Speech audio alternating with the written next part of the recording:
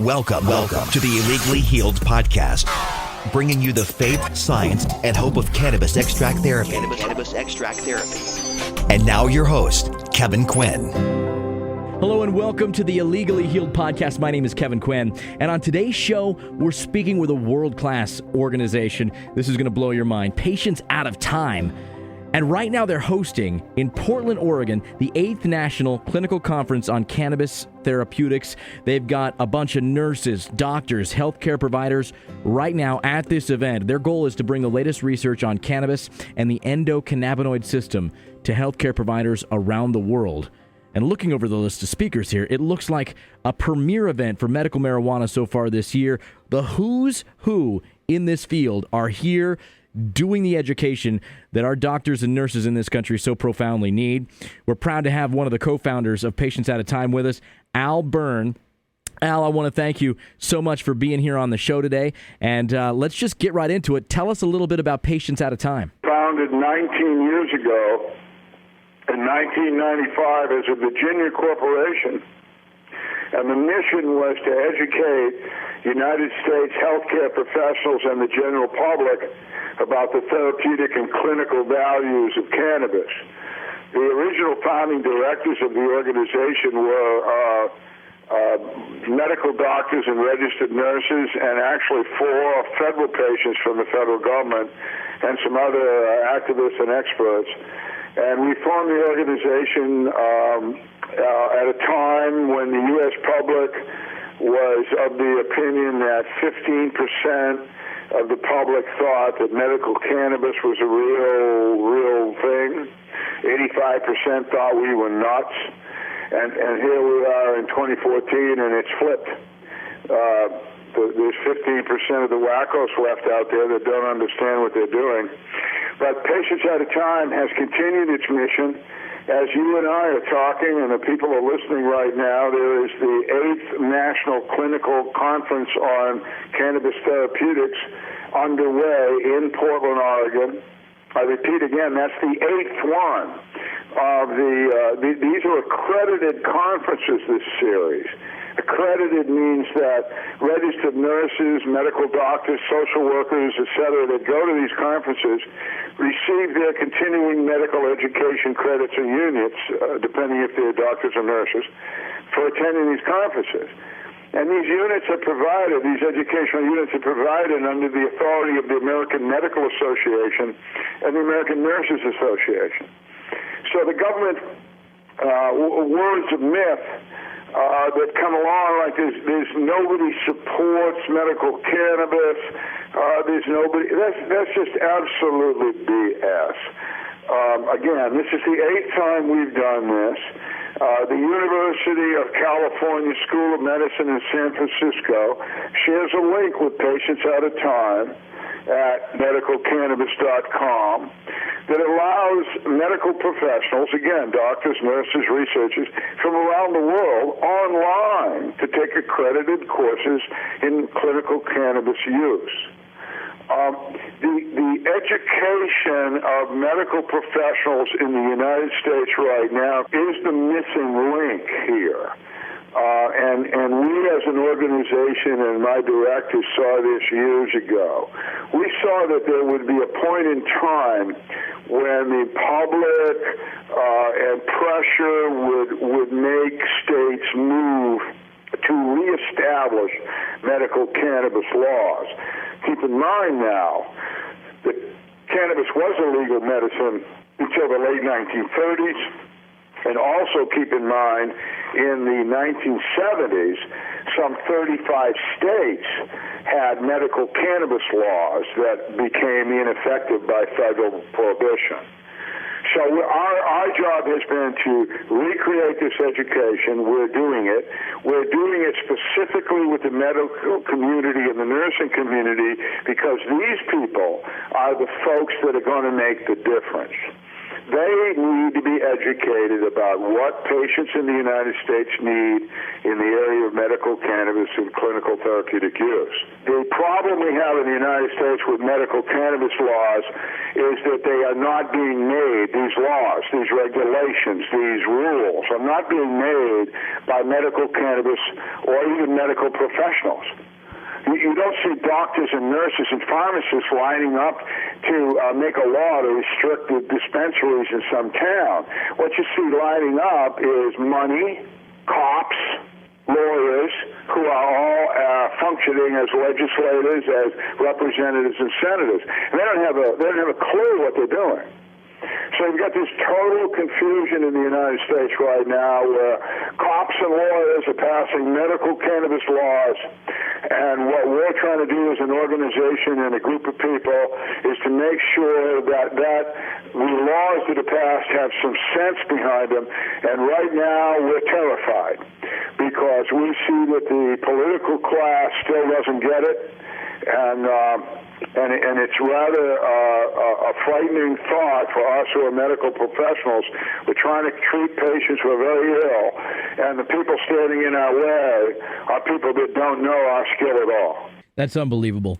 I think what you're doing, the work that you're putting on, is just mind-blowing compared to what's going on with people closing their eyes and the prohibition in this country. Can you tell me a little bit about the research that's being presented these past few days in Portland? Anything that sticks out that you can share with our listeners? Well, of course, it's not over yet. But the research we present is worldwide. Again, the United States government's mantra is there's no research. Well, there's very little research in the United States, but there is a lot of it, and it's very good. And in addition to the United States, there's a whole world out there. The researchers that we have presenting here in Poland right now, as we speak, come from not only the United States, but Canada, from Israel, from Spain, from Jamaica.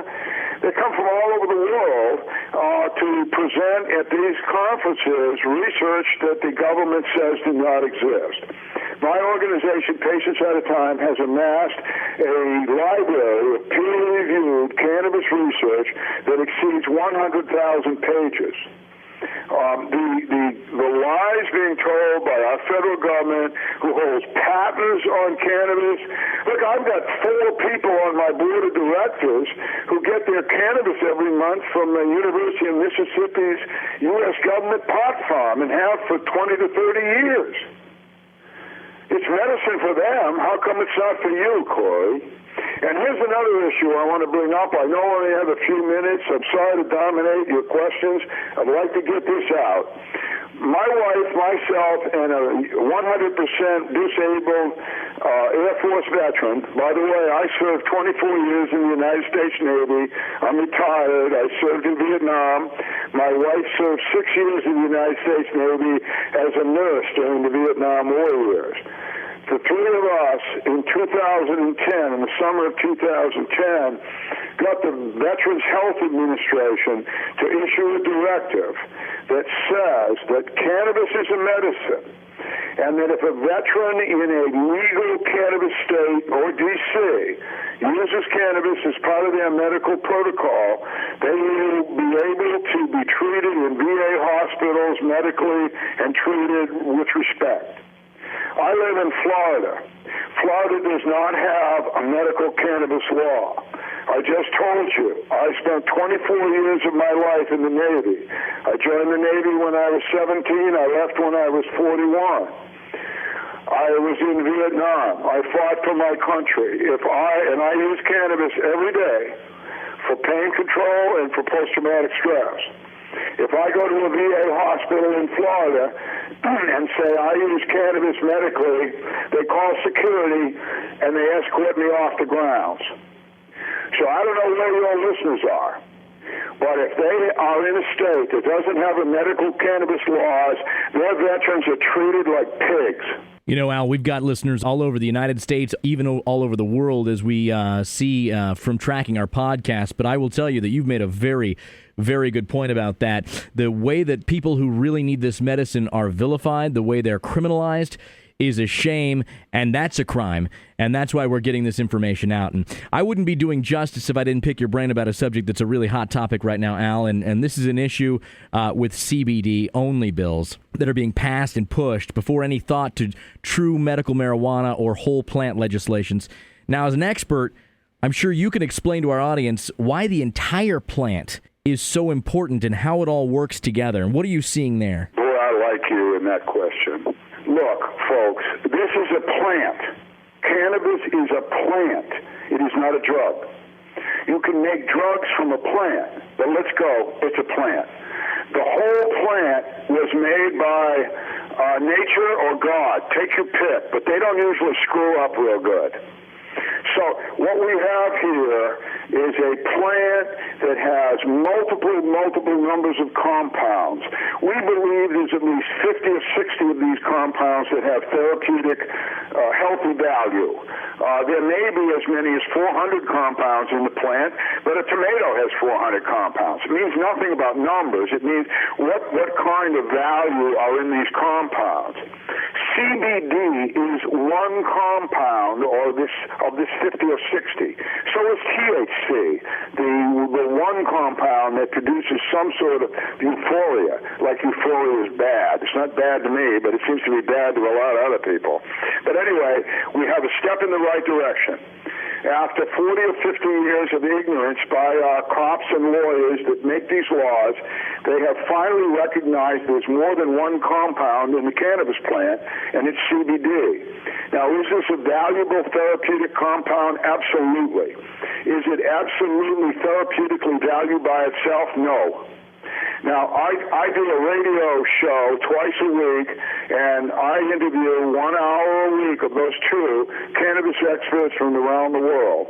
I have asked every one of these folks, researchers, MDs, PhDs, RNs from around the world, is CBD a viable medical product? No. Universally. We need to have a whole cannabis plant. Now, there are a lot of whole cannabis plants. I don't know how much time you've got, but there are hundreds and hundreds of strains of cannabis. And what we really need to know in our research is, what does each one of those strains hold for us in our health, in our therapeutic value, in our future? How does it interface with our own endocannabinoid system? How does it interface with our immune system? And the research that has to be done there is still out there to be done. But what we do right now, is this is the safest therapeutic plant on the face of the earth. Absolutely, and a very, very brilliant point that you just made there yourself, Al. I really like the way you put that. The entourage effect of all these compounds together producing therapeutic effects that are overall very good for us with very minimum side effects. And that's what we don't get in a lot of the pharmaceuticals that Big Pharma is pushing down our throats, and many doctors and nurses are feeling like are the solutions. And that's why what you're doing in Portland is such a great thing. My wife's a nurse, and I'm a vet that has worked for the VA, the Agent Orange program, and the ability of cannabis, just cannabis alone, to remove veterans from huge numbers of pharmaceuticals, alcohol, nicotine, in my lifetime has been staggering to me. It's like, wow, cannabis is an exit drug. It brings people off of the bad stuff, the pharmaceutical pills. And I suppose the pharmaceutical companies are one of our worst enemies because they see the ka-ching going away. But I don't care about their money. What I see is that the vets that I work with on a daily basis and the other patients, they use cannabis, they give up 50, 60 pills a day. They give up alcohol. Their life gets better. Their family life gets better. Boy, it's a no-brainer to me. Once again, Al, thank you so much for being on the show. And here at Illegally Healed, we have an amazing community on Facebook. And right now, we want to close the show in a unique way and feature one of our friends from the UK, the brand new official animated music video from Macka B, as we close out the show with Medical Marijuana Card. The other day I was in California, Me and me brethren a drive on the highway when some police come our way and say pull over on the hard shoulder. The officer said to my brethren, do you have any marijuana in the car? My brethren said, yes officer, I do. I have an ounce or two. Then he showed the officer a card and the officer said, okay, be on your way and have a good day. Me said to my brethren, what kind of card that? You a diplomat? Him said, no, Macka B is my medical marijuana card for me asthma. You see, as soon as me reach back to England, me go to the doctor. Me said, doctor, give me the card like the doctor, them abroad. Me say me want a medical marijuana card. And the medicine we hold in a high regard. Me say me want a medical marijuana card. Me say it good for the asthma, multiple sclerosis, and it good for the cancer. Good for migraine and it good for glaucoma. Good pain reliever and the stress of myeloma. Well anyway, me say me go to the doctor. Me tell him about the medical marijuana. Me tell him about the card in California. Them have it in America, how come in Anya? Well anyway, doc, you see me I get older, and me find me have a little pain in my shoulder. It help me massage it and go to the sauna. Another pain reliever is the marijuana. You know say I no lie, doc, you know me I no faker. Just give me the card, doctor, give me the paper. Only this morning me get this headache, yeah. Me need some medicine from Jamaica. Just give me the card like the doctor, them abroad. Me say me want a medical marijuana card. Had the medicine we hold in a high regard. Me say we want a medical marijuana card. Me tell him about my affliction. Then he get the pen and him a write the prescription. Don't give me no pill, doctor, that is addiction. Me really want the herb, but me no want the conviction. The doctor tell me say him know the herb or the cure, man. We have some in the chemist, but don't tell no one. Don't feel no way, doc, I don't want your one. Me have me wanna come from Westmoreland. So just give me the card like the doctor, them abroad. Me say me want me medical marijuana card. Had the medicine we hold in a high regard. Me say me want me medical. Well, I'm not joking. Come marijuana's not just for smoking. Had the real medicine for we. You can smoke it, eat it, rub it, or drink it as tea. Ooh-wee. People not taking it just for the thrill. Them prescribe marijuana for the terminally ill. Good for the stress, man, it help you for chill. Drink it or you smoke it, man, you take it as you will. Pharmaceuticals, them not like that still. All them want you do is take pill, pill, pill. Then for them pocket just fill, fill, fill. Ting-a-ling-a-ling-a-ling is what you hear from the till. Me say, give me the card like the doctor, them abroad. Me say we want the medical marijuana card. Had the medicine we hold in a high regard. Me say we want the medical marijuana card. It's in America, why not in a yard? Me say we want the medical marijuana card.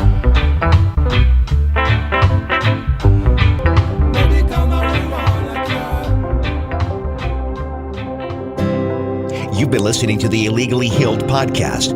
Remember, your passion and dedication will make the difference in spreading the word on this critical treatment. Find us on Facebook, Twitter, and online at illegallyhealed.com.